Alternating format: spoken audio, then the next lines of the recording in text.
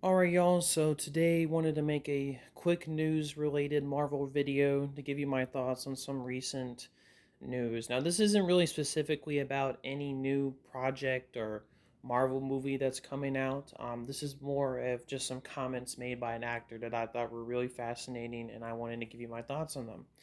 So the actor that goes by the name Kamal, I honestly can't say his last name, but you've seen him in a lot of stuff. I mean, if you look at the image on the screen, he's been on a lot of movies and TV shows. I really like this actor. I think he's really funny, and he's just a really good actor. I mean, I think he's been in a lot of stuff. I honestly can't tell you off the top of my head, but I've seen him in a lot of movies and stuff, and I know he's a really funny dude. Now, this actor, he played one of the Eternals, kind of the one that was kind of like chilling out in India and stuff and Bollywood. I honestly can't tell you his name, but he played one of the Eternals, and he kind of recently spoke to some like podcasters and people about the Eternals. He mentioned a lot of comments about them and a lot of things he was kind of promised and ultimately are not really turning out. This kind of goes aside, what kind of goes along with some, I think, new news that the Eternals aren't returning to the Avengers movies. They're not going to show up in Doomsday and Secret Wars, most likely. Which I think it was a few weeks ago when they reported that. I just don't think I really care to report it because, I mean, it's the Eternals. Now, quick disclaimer personally, I haven't seen the Eternals movie in years. I think I haven't seen it since it came out back in like 2021, I think is when it came out. I could be getting that date wrong. I don't remember the movie being like awful, like the bottom like level of the MCU. But it was not nearly as good as what Marvel was promising and pushing it as to be, right? They were pushing the Eternals as a huge thing. Like it was one of the first huge big event films that Marvel was trying to push after Endgame. And the problem was is I remember like I don't remember exactly, but the Eternals just wasn't really that great of a movie. The plot was weak. The villain was very weak. The writing and the acting by some of the actors wasn't that great. And it just overall was kind of a like weaker MCU film. And it's strange because a lot of high profile Hollywood actors got involved with this movie. Like Angela Jolie, she was in this movie. Um, the lady from that one TV show, she plays one of the Eternals. She was in that in the movie. And of course, you got Kamal here who played a role alongside some other actors. And, um, it's kind of crazy, right? I don't remember the movie being that bad, but at the same time, it was absolutely not what Marvel was pushing it as to be, and wasn't really that great of a movie to begin with. Now, I will eventually probably watch all of the MCU films again, and I'll definitely re-review Eternals once I see it, but that's just kind of going off my quick impressions. Now, Kamal was talking to some podcasters back on the current topic, and when the Eternals came out, right, it got destroyed critically. A lot of people didn't like it. And more importantly, it really, I don't remember, like, I don't know the exact box office numbers off the top of my head, but the movie didn't do so well financially. So when Kamal was talking about this, he said that when the movie came out, because he worked real hard on it and stuff, that it was destroyed by critics, and he felt the whole thing was kind of a disaster. He said it really hurt his self esteem and confidence in himself, and he said that he might get. I think he said that either he got or maybe or might think about getting therapy from the whole situation with the Eternals not doing so well financially, critically, which it sucks. I mean, like I said, when you're a high profile actor and you get hired into the Marvel movie, which Marvel movies, especially during that time after Endgame, were all the rage. It's just only now that are kind of slipping in box office returns and stuff. But back then, I mean, be cast in a Marvel movie, like the top of the Hollywood, that's a huge deal. And you probably thought that you had a ticket, like you had a really good ticket for life. Um, Especially since Kamal apparently got in shape really well. I mean, I think he's like 50 or something now. But man, he looks real good for being 50.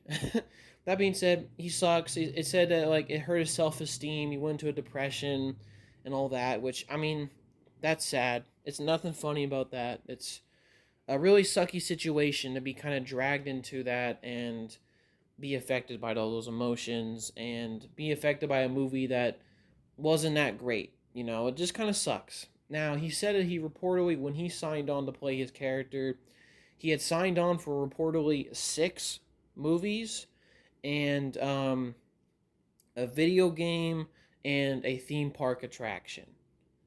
And also said that like on the next 10 years reportedly kind of be on standby because Marvel's going to need you. So they put a massive commitment into casting these actors. And like I said, Marvel was really pushing the Eternals at that time. Of course, when the movie came out, they got a huge reality check. The movie wasn't that great, and it didn't do so well financially. So right now, the Eternals has been kind of left in the wind. For the longest time, the events, especially with the Celestial coming out the ocean on the surface of Earth, never got mentioned in the MCU. It was only until recently, like in Brave New World, where like they finally acknowledged that the events of the movie happened, and one of the settings in the movie is that on the ocean where the Celestial came out. Apparently, that's where adamantium is going to come from in the MCU, which honestly is a really cool little origin story there. That being said, um, so with the Eternals not coming back in Doomsday and Secret Wars, and hint the actor kind of talking about all these initial promises, man, I mean this is wild. It is wild to think that Marvel looked at that script in Eternals and thought, man, this is going to be a $1 billion movie. uh it's just it's really tragic. Like, I'm not trying to make fun of the guy's like issue. Like, it sucks, especially when it hurt him and it put him into like a depression. That part of it is not funny. But I do have to laugh when he signed on and Marvel promised him like 6 movies, and I'm sure they did this for the whole rest of the Eternals cast. 6 movies, a video game, whatever that was gonna be, like an Eternals video game. What were they thinking about making a tie-in video game to that movie? That would be wild if that was true.